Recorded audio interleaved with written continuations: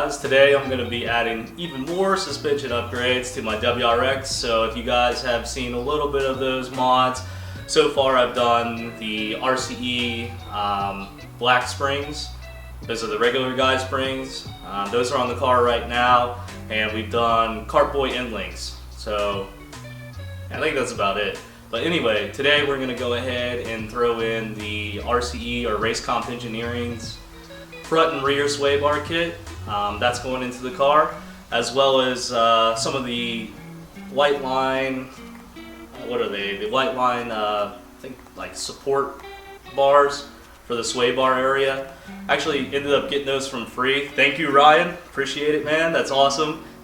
He had an extra set, and one of them's kind of got, I don't know, something in it. Anyway, they sent him out another set, so he just had that laying around. I'm gonna go ahead and utilize that. Why not? Can help out. I can't see how it can hurt. So I'm excited to get some of that stuff in the car today. This is pretty much just going to be an install video of the front and rear sway bars for the 2015 Plus WRX. So it'd be nice to finally round this out. I think the sway bars are going to be a pretty good addition as far as back road driving, and hopefully it's going to tighten things up. You know, get rid of some of that body roll. Do that, this thing's going to be pretty good, you know, as far as a daily driver and, you know, a weekend warrior, if you will. So I'm excited. We're going to start out with the rear sway bar first.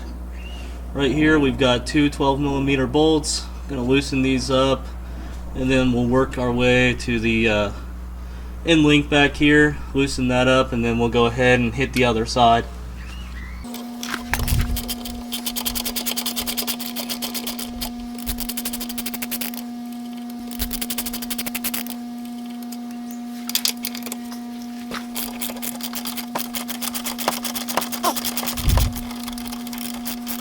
The Cartboy rear end links are 17mm. I think the stock bolts were 16 maybe. Not sure on that. Just have to remember the orientation for the end link and the washers and stuff like that. So not too bad for the Cartboy. It's just one washer on the far side of the rear sway bar.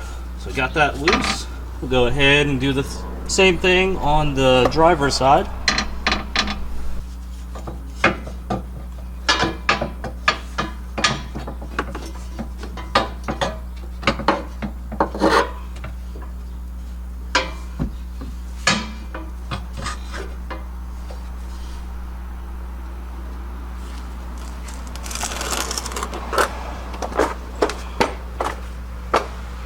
Sway bar.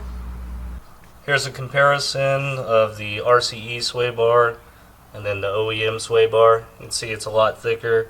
This is actually hollow, and I think these are 25.5 or 25mm of thickness. So next up, we need to go ahead and get our polyurethane bushings provided with the kit. They provided grease as well. We'll make sure we grease these really well so they don't squeak on us.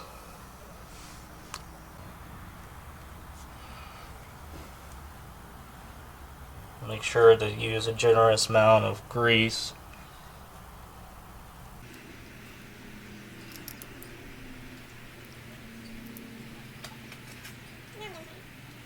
Coffee?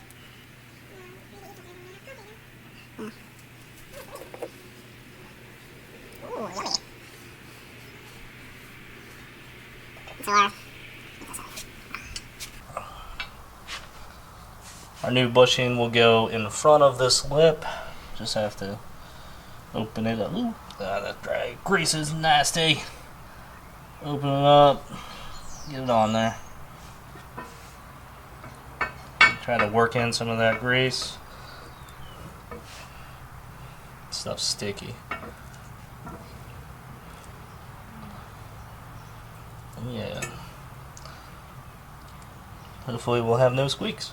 We'll do the same thing for the other side, and then we'll go ahead and get this installed.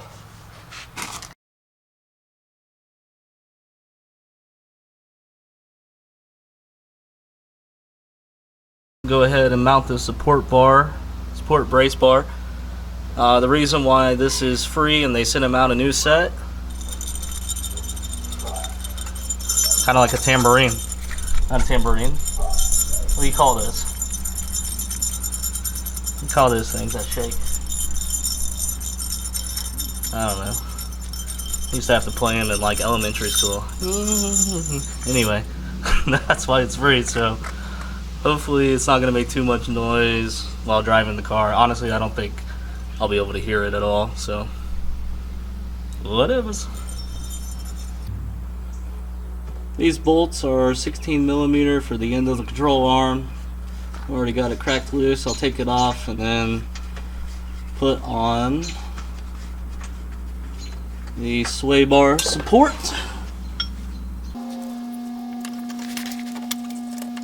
Time to put the sway bar in.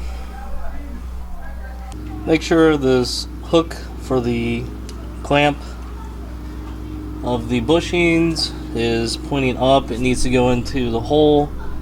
There's this box hole right above the threaded hole for our 12mm bolts. Just line that up. Get the hook in, and then hand tighten the bolt or the nut down. Bolt, yep. For right now, I'm gonna set the bars up on the soft setting for this sway bar. We'll see how that goes. I can always adjust it later if I need to. The hard settings, the hole closest to the bar, or the softest setting would be the hole closest to the front of the car.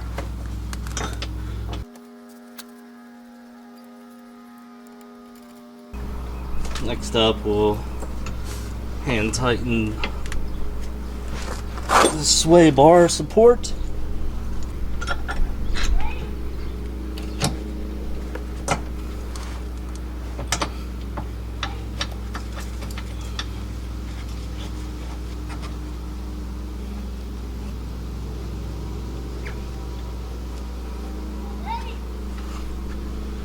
Hand tighten that.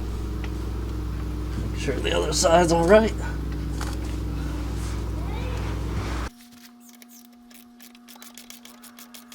Right now we've got the 12mm bolt up here, torqued down to 18 foot-pounds, as well as this 14mm bolt. That's at 18 foot-pounds. Since I've got the Cartboy in links, I'm going to go ahead and torque these down to 42 foot-pounds of torque. RCE recommends 33 foot-pounds of torque, but since these are Cartboy, I'm just going to torque them down to that. Let's see how it does.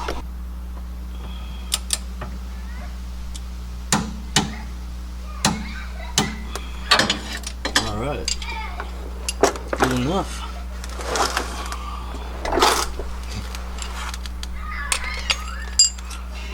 Gonna have to look up the torque specs for this bolt right here at the end of the control arm, and then we're all finished with the back. Well, I'll have to put the mufflers on, but you guys won't see that. We have to drop this part of the subframe right here. There are 4 14mm bolts. The front ones have a bolt and then a nut on the other side. These are really hard to crack loose. So you have to turn the nut, and at the same time you have to hold the bolt, which is, you know, facing the engine. So pretty hard to get to.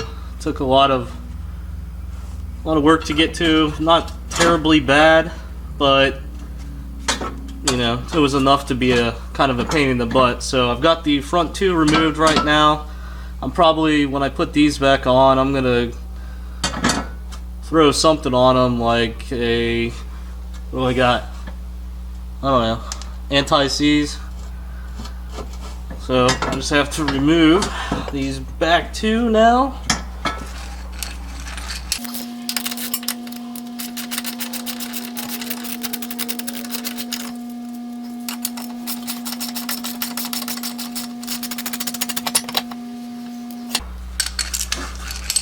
Got all 4 bolts removed. Now we can go ahead and remove this subframe plate, whatever you want to call it.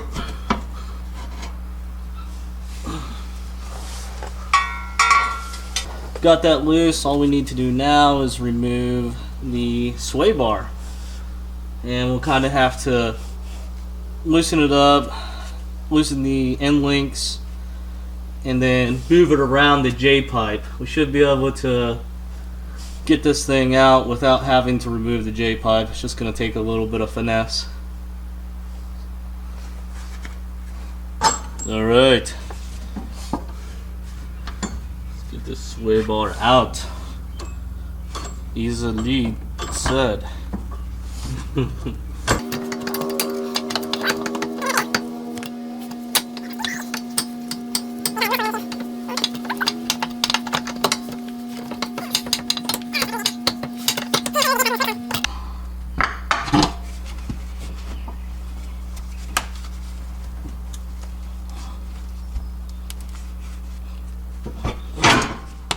Right, woo! That gave me some leverage. I can work with this. Maybe? Oh, God.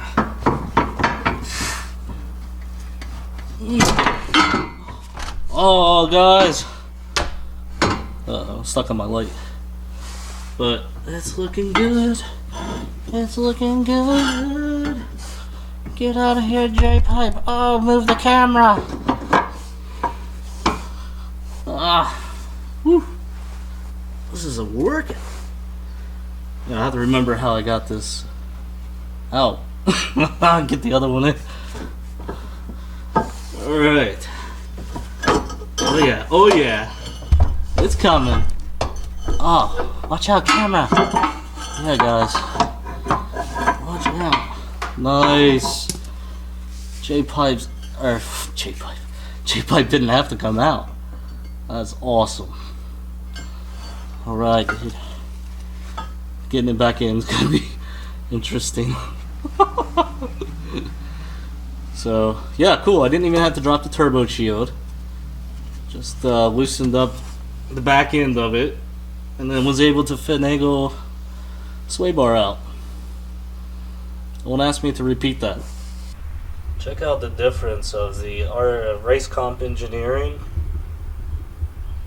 sway bar versus the stock.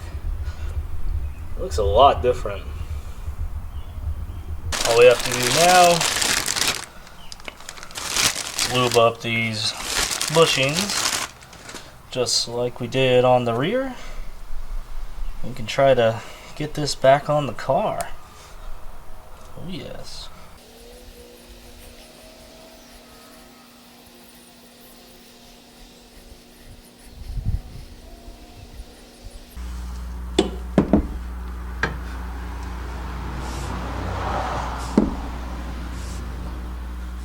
Go in through the J-pipe side first. Oops, going in the wrong area.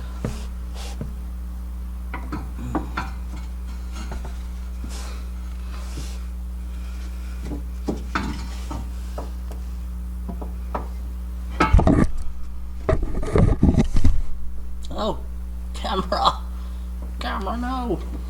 Getting the new sway bar in is a lot easier than taking out the old one. That is for sure.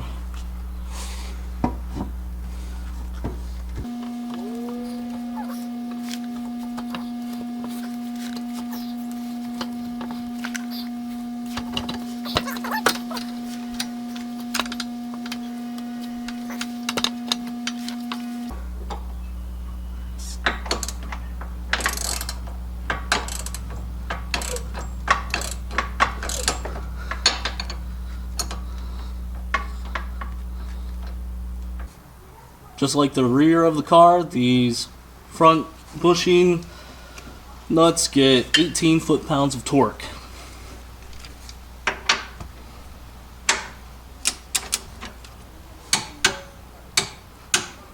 Not that much.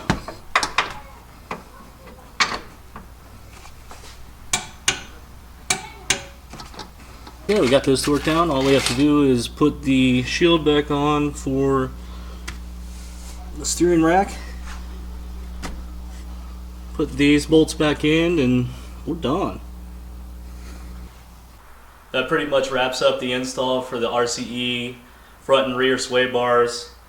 The front was the rear was a lot easier for sure. That was pretty good. But when you got to the front, it was a little bit to get it out, but it really wasn't that bad. It wasn't as bad as I kind of, was anticipating it when I looked at it beforehand.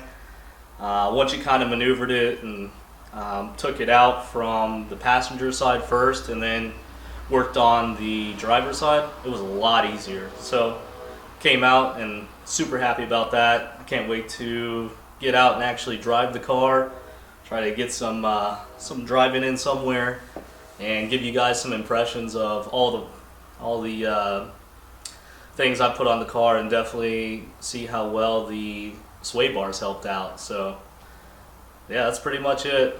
Thanks a lot, guys. I'll catch you on the next one.